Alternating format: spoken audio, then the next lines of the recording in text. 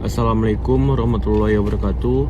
Perkenalkan, nama saya Syed Agil Yoparnas, NIM saya B1B1222036, Fakultas Hukum, Prodi Ilmu Pemerintahan, mata kuliah Tata Kelola Keuangan. Dosen pengampu saya dosen Pak Wirmi. Materi saya yang berjudul Ekonomi dan Marko. Baiklah, materi yang pertama yaitu pengertian pajak dan ekonomi marko. Pajak adalah kontribusi wajib kepada negara yang terutang oleh orang pribadi atau badan yang bersifat memaksa berdasarkan undang-undang dengan tidak mendapatkan imbalan secara langsung dan digunakan untuk keperluan negara bagi sebesar-besarnya kemakmuran rakyat. Pajak seringkali disebut sebagai iuran rakyat. Pajak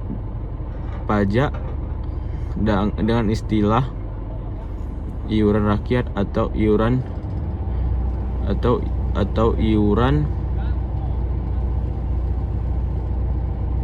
rakyat wajib sebagai pelaksanaan yang dipungut pihak wajib, pengusaha dan rakyat lainnya oleh pemerintah, tetapi pembayaran pajak merupakan kewajiban dan penuh kesadaran sebagai warga negara.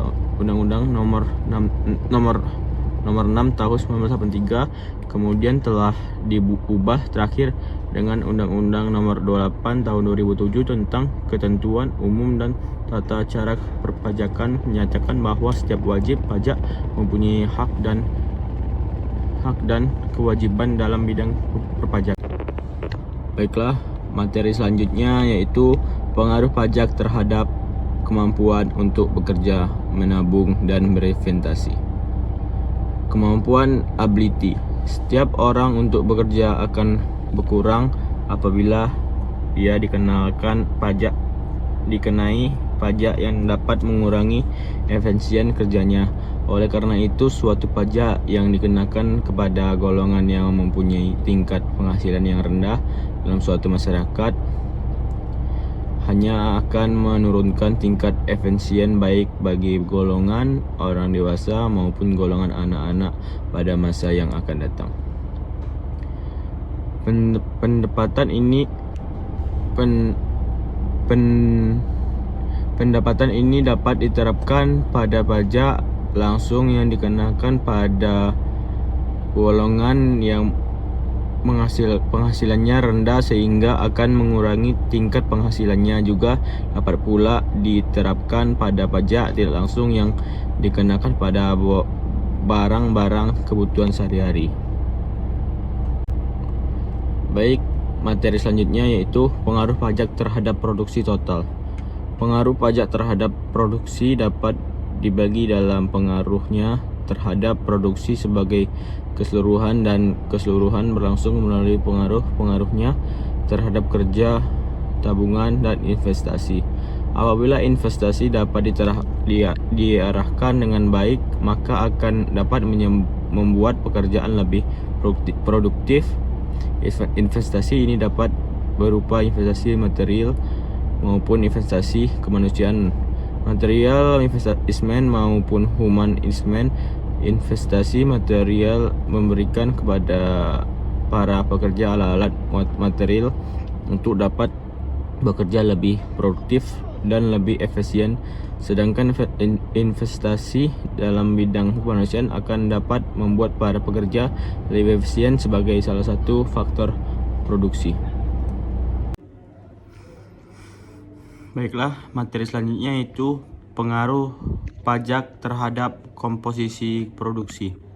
Pajak dapat mengakibatkan adanya penyimpangan dalam penggunaan faktor produksi, yaitu penggunaan yang seharusnya dapat menghasilkan produksi yang maksimum menuju ke arah penggunaan yang menghasilkan produksi yang lebih sedikit. Oleh karenanya, maka pajak yang dikenakan jangan sampai mengakibatkan adanya penyimpangan penggunaan faktor-faktor produksi, atau kalau memang tidak dapat dihindarkan pajak yang dikenakan, maka perekonomian jangan sampai menimbulkan terlalu banyak penyimpangan. Pajak yang dapat menyebabkan adanya penyimpangan dalam penggunaan faktor-faktor produksi terutama ialah pajak yang dikenakan terhadap keuangan yang tidak diharapkan, peningkatan nilai tanah, dan juga pajak yang dikenakan kepada monopoli yang ternyata tidak mengakibatkan diubahnya jumlah dan harga barang-barang yang dihasilkan oleh seorang monopoli tersebut. Baiklah, materi selanjutnya yaitu pengaruh pajak terhadap distribusi pendapat. Baik atau tidaknya suatu kebijakan haruslah dipertimbangkan dari beberapa segi, misalnya tidak hanya dari segi efisiensi tetapi juga dari segi distribusi. Hendaklah diketahui pula bahwa tujuan pembangunan suatu negara pada umumnya adalah berupa peningkatan pendapatan nasional per kapital, menciptakan lapangan kerja, distribusi pendapatan yang lebih merata, dan keseimbangan dalam neraca pembayaran internasional.